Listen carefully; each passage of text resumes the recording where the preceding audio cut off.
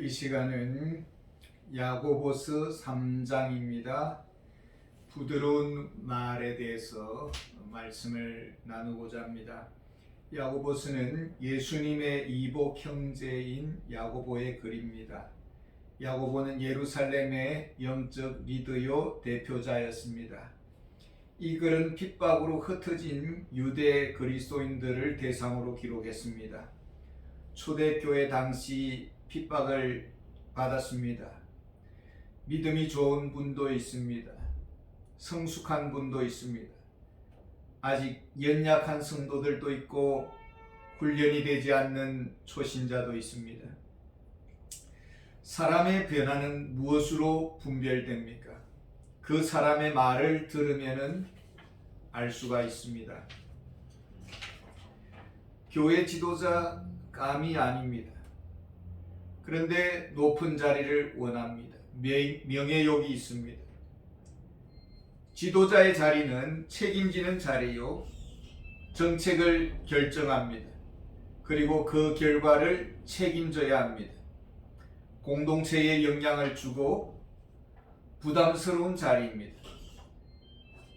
가급적 높은 자리는 피하고 자신의 분량, 자신의 은사에 맞게 헌신해야 합니다. 내 옷에 맞는 것이 있습니다.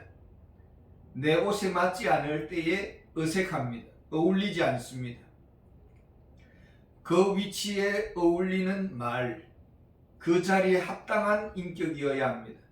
그래야 서로 신뢰가 가고 서로 은혜롭습니다. 초대교회 성도들 중에는 높은 자리를 탐하는 자들이 있었습니다. 1절에 보면 내 형제들아 너희는 선생된 우리가 더 큰 심판을 받을 줄 알고 선생이 많이 되지 말라. 어느 나라 사람들은 직함을 좋아합니다. 명함을 파서 나눠주기를 좋아하고 자신의 이력을 자랑을 합니다. 9절에 보면은 이것으로 우리가 주 아버지를 찬송하고 또 이것으로 하나님의 형상대로 지음을 받은 사람을 저주하나니. 같은 교회에 다닙니다. 예배드릴 때 찬양을 합니다. 그러나 일상생활 속에서 같은 성도에 대해서 무시하고 또 저주합니다. 선생의 직함을 가졌습니다. 그러나 한 영혼의 허물을 덮어주지를 못합니다. 저 시골 어느 교회에 교사가 있었습니다. 어린아이가 교회에서 즐겁게 뛰어놀았습니다. 농사를 짓던 그 거친 손으로 뜯은다고 아이의 뺨을 때렸습니다. 그 아이는 그날로부터 교회를 떠났습니다. 나중에 그 아이가 대통령이 되었습니다.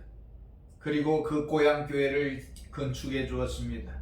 그러나 그 아이는 영영 주님 품으로 돌아오지 않았습니다. 어느 훌륭한 지도자감이 있습니다. 모두가 기대를 걸었습니다. 그러나 과거에 실수했던 말 때문에 그것이 녹음 파일로 돌고 그것이 그 사람의 앞길을 막아버렸습니다. 이런 일들이 비일비재합니다. 초대교회라고 다르지 않았습니다. 말 한마디로 천냥빚을 갚습니다. 사람을 위로하고 치유합니다.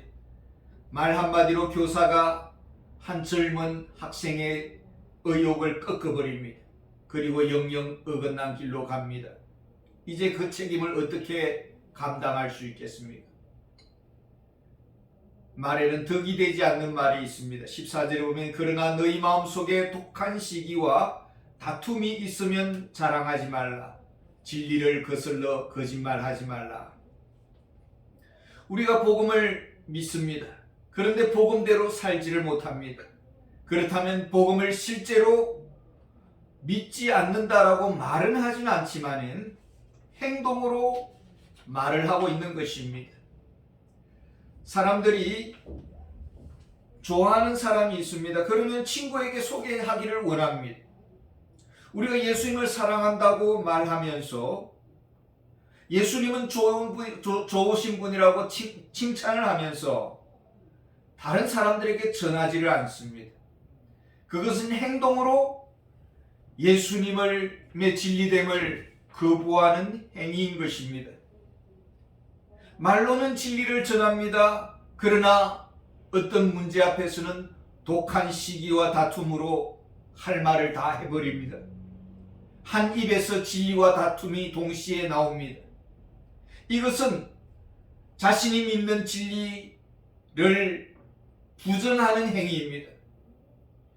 야고보는 이런 사람의 근본 뿌리를 진단하고 있습니다. 15절에 이러한 지혜는 위로부터 내려온 것이 아니요 땅 위의 것이요 정욕의 것이요 귀신의 것이니 세상을 사랑하고 육에 속한 사람이요 귀신과 접촉합니다. 귀신은 그 더러운 곳을 찾아다닙니다. 독한 시기와 다툼이 있는 곳에 귀신은 몰려옵니다.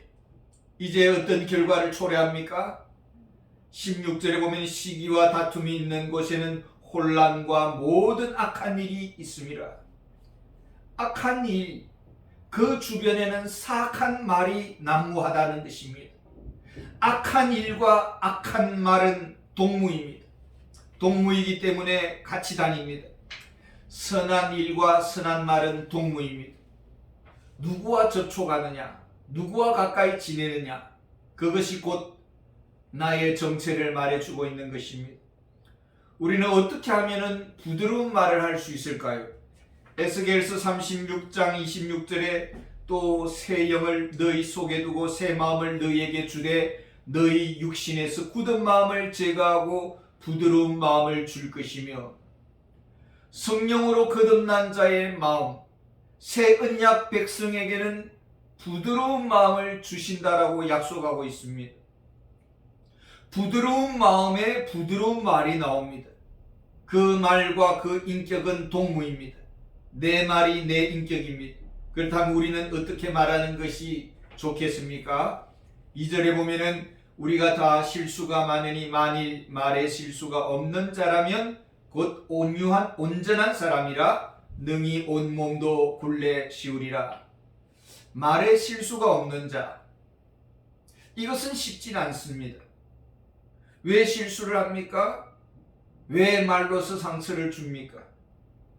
좀 더 정확한 언어를 사용하지 않았습니다. 좀 더 정확해야 되고 섬세해야 하고 구체적이어야 합니다. 두리뭉실합니다.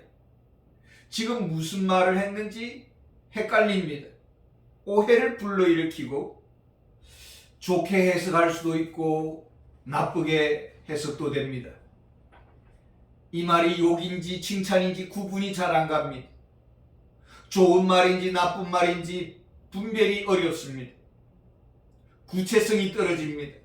그러면은 오해가 발생하고 오해는 감정을 건드리고 감정이 살아나면 다툼이 일어나게 됩니다.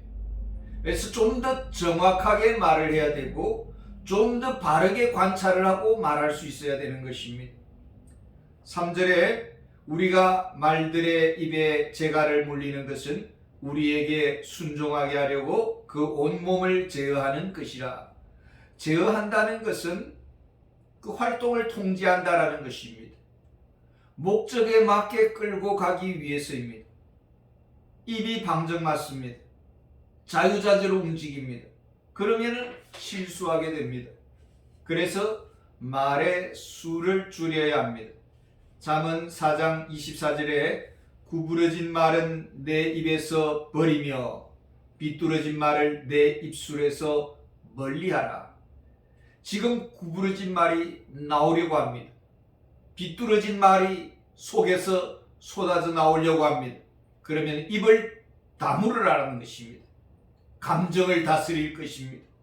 말수를 줄여야 합니다. 5절에 이와 같이 혀도 작은 지체로 돼 큰 것을 자랑하도다. 보라 얼마나 작은 불이 얼마나 많은 나무를 태우는가. 작은 지체입니다.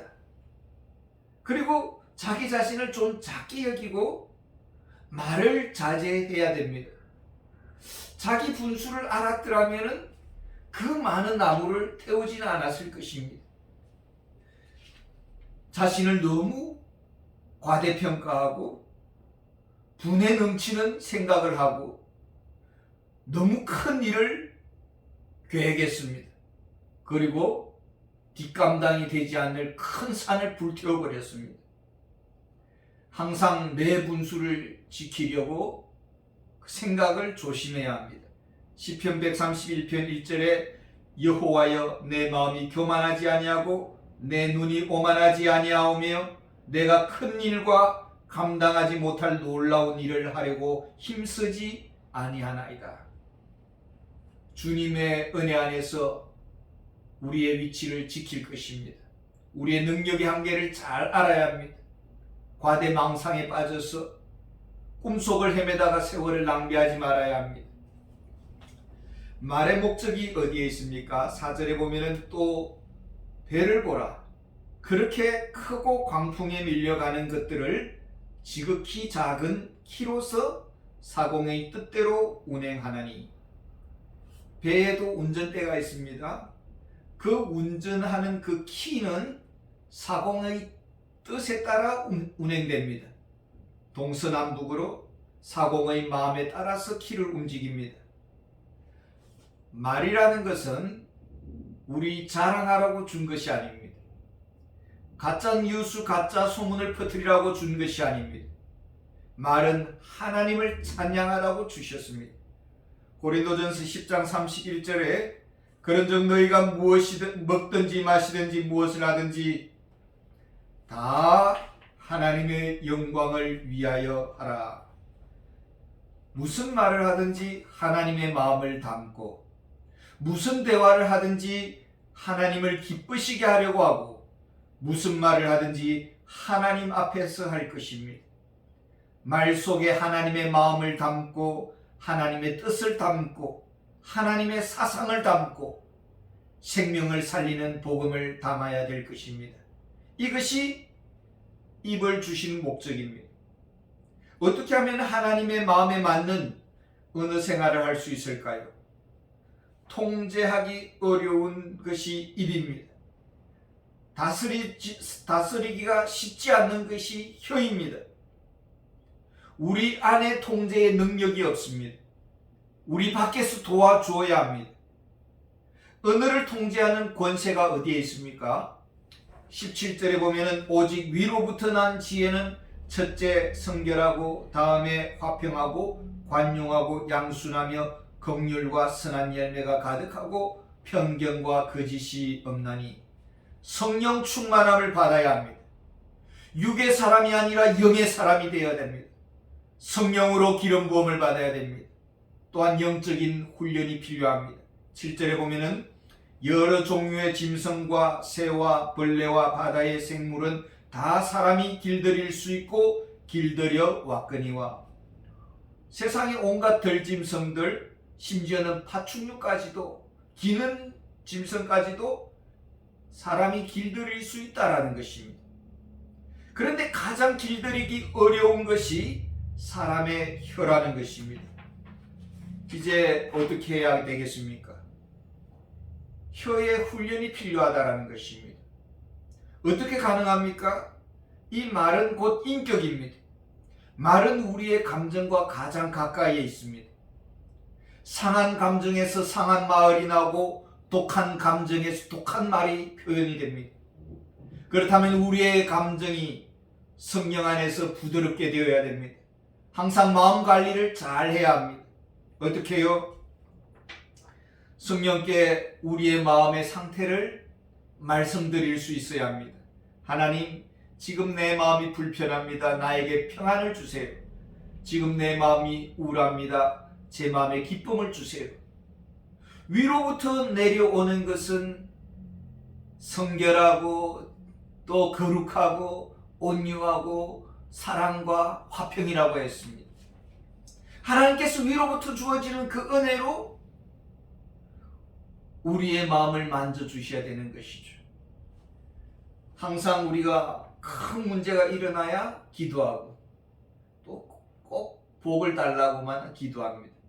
그러나 사탄은 우리의 생각의 선을 따라서 틈을 타고 우리의 감정의 틈을 타서 오해를 불러일으키고 분노를 불러일으키고 소요를 일으킵니다. 우리의 이 감정선을 성령 안에서 다듬어 가야 되고, 우리의 얼굴이 우울함으로 그늘지지 않도록 성령님께 늘 간구해야 됩니다. 성령님, 저에게 웃는 얼굴을 주세요. 저에게 기쁜 얼굴을 주세요. 그리고 제 마음이 기쁘고 즐겁게 해주세요. 그래서 아름다운 마음으로 선한 말을 하고 선한 의의 열매를 많이 맺는 삶을 살아야 될 줄 믿습니다. 감사합니다.